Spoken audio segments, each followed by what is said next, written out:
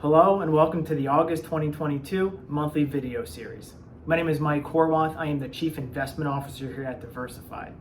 Has inflation peaked? Inflation's everywhere. Inflation is in headlines and major news outlets. It is one of the major questions, if not the major question that most investors ask us about. So I think it's an important conversation as to whether or not inflation has peaked, and we'll talk about why it's important.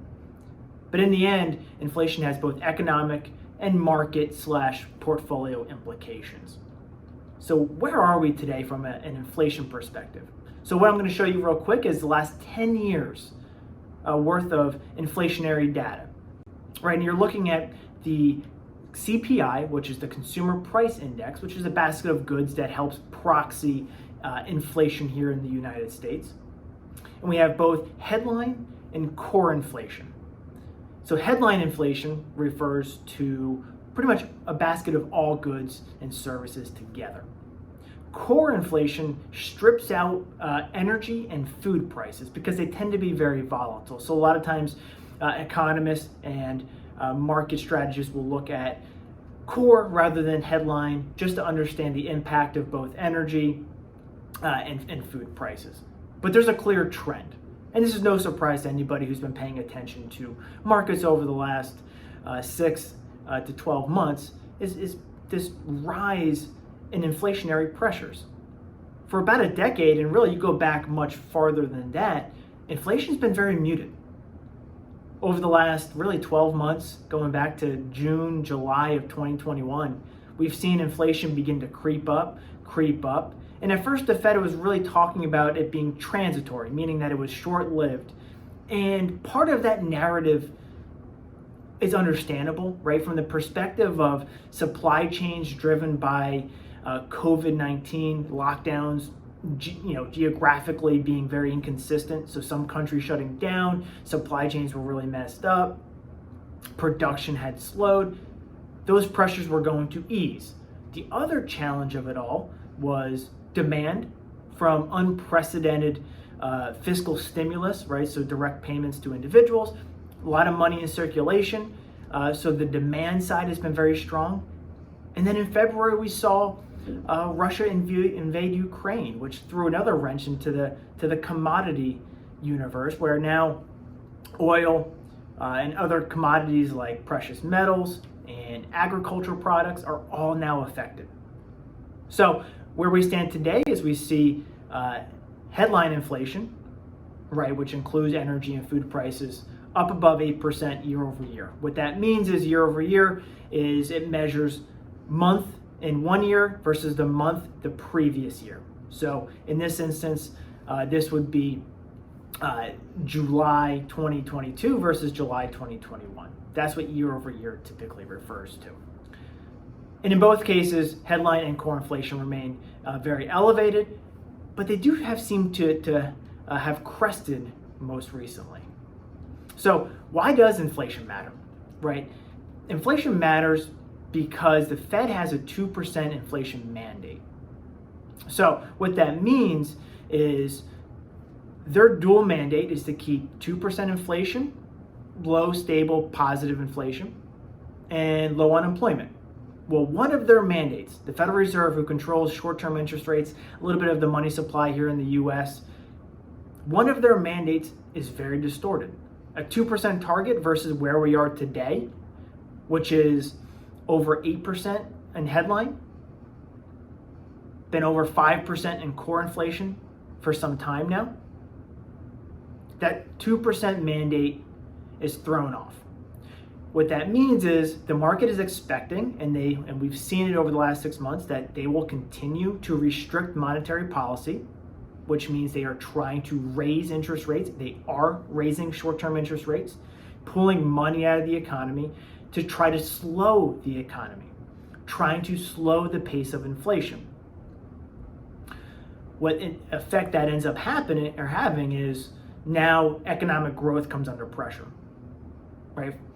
Coming out of COVID, we saw very accommodative, both monetary and fiscal policy. Now we sit here today and we're facing a Federal Reserve that is restricting monetary policy, raising interest rates, so making debt more expensive, pulling money out of the economy. This is what's called a restrictive type of policy. So now economic growth kind of comes to the forefront. Can economic growth remain positive? Can we avoid a recession? Right? We just saw 2 consecutive quarters of negative GDP.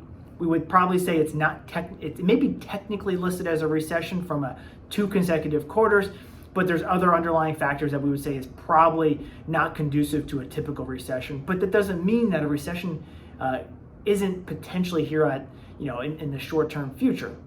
Now, what that means for markets, it's very complicated and there's a lot of things going on. There's a lot of moving parts. But long story short is that economic growth is slowing. And it's intentionally slowing. That is what the Fed is trying to do. What they're trying to do, though, is reduce inflation while not damaging economic growth too much and not letting unemployment rise too quickly. It's a very, very tight landing that they're trying to navigate here. But that is ultimately what they're trying to do. But remaining elevated from an inflationary perspective will have lasting effects, and the Fed understands that they have to get inflation back under control. So that's where we stand today. Elevated inflation across the board. What are we seeing underneath the hood that's important to take a look at? One, we're seeing a rotation from goods to services. This is not a surprise. In the aftermath of COVID-19, right, the pandemic, there was this large pickup in people spending money on goods, buying things, right? Because you couldn't really do much, right? A lot of things were closed, a lot of places were closed, you couldn't travel. And what we're seeing is this rotation from goods to services. So goods, which had driven inflation over the last year or so, are now starting to pull back. And we're seeing services, travel, different types of things like that start to pick up. This isn't a surprise to us. If you looked at the trend of consumer spending, goods were way off trend, way above trend spending. Services lagged. It was no surprise that we would see a little bit of this reversion to the mean. But this is important to understand, is where we're going to see inflation come from. So there's been a rotation here. What else? If we look at leading indicators of inflation, one is being manufacturing prices paid, we're starting to see that ease. We're starting to see inflation become less and less of a conversation within management conversation on earnings calls, right? You're seeing these executives speak less and less with regards to the prices that they're paying for their inputs. Labor costs are still high, and we'll get to that in a second. But at the end of the day, we're starting to see this leading indicator of manufacturing prices paid start to really pull down. You can start to see the trend line at the very far right of this chart really start to take a turn downward, which is helpful, right? The less that those input costs are rising, or now really falling to a higher degree, the better for inflationary environment. What is the challenge, right? Because I think that is important to understand. The challenge is the labor market. It's an interesting conversation, right? When we see strong unemployment numbers, when we see strong jobs numbers, the market almost acts negatively.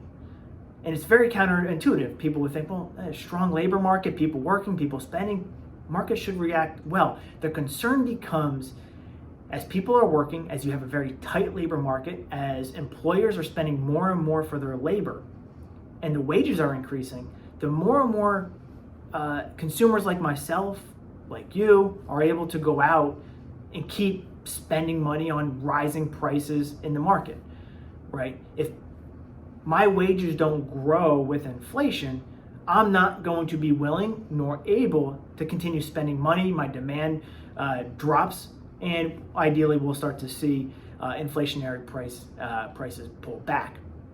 But this tight labor market is throwing a wrench into everything. It's probably the main reason why you can't say we just lived through a recession for the first 6 months of the year, because unemployment is 3.5%, very low. People are working, wages are increasing. Consumer spending is still pretty strong. It is pulling back, but it's still relatively strong. So when we look at inflation and we try to summarize what's happening, but we're seeing the indicators show that input prices are easing. We're starting to see things that are easing within the inflationary environment. But we still have challenges, especially within this tight labor market. The good news is slowing demand, which is going to have to happen, right? That's what the Fed is trying to do. Supply chains are consistently easing. We are hearing that. We are seeing shipping costs drop. We are seeing shipping times improve. We're going to have base effects, meaning when I described earlier about year over year inflation, the fact that inflation started picking up at the second half of last year, now we're comparing it this year to a rising environment from last year. So the base effect that we're comparing to should be better on a year over year perspective. And we're also seeing energy prices pull back a little bit, which will help. We saw that help a little bit in July. We expect that it'll help again here in August. But the challenge is still a tight labor market, something that we're going to have to continue to work through. It's good for consumer spending. It's bad because people can continue to spend money and may be willing to continue spending money in elevated prices for things in the market. In short, though, we are optimistic that the worst is behind us, that inflation has likely peaked. But the key is, if headline inflation is above 8, core inflation has remained above, or at least in that 5 to 6% range over the last 6 to 8 months, there's a long way to go before we get to 2%. The Fed's going to have to walk a tightrope here of bringing down inflation while not overslowing the economy, because there's a lagging effect, right? They may raise rates today, but they won't know the effect for a couple of months. So the Fed needs to be careful to not over-tighten monetary policy. So in the end, we're optimistic that inflation has peaked, and we are still positioning portfolios that inflation will remain a little elevated for some time, and we're going to continue to remain data dependent. We're going to look at the indicators to help us understand where inflation's going from a portfolio perspective. And we're also expecting that the Fed's going to likely have to become more comfortable living in a world where inflation's a little bit above their 2% target. So I hope this gives a good perspective on where inflation is, what's going on underneath the hood, what's keeping inflation elevated, and just how we're thinking about it right now and kind of moving forward. But as always, we're staying on top of it. We'll certainly communicate what we're seeing moving forward. And if you ever have any questions, you know where to reach us here at Diversified. But as always, on behalf of everybody here, thank you for your trust. We don't take it lightly, and we really appreciate the trust you do put here in us at Diversified. Take care.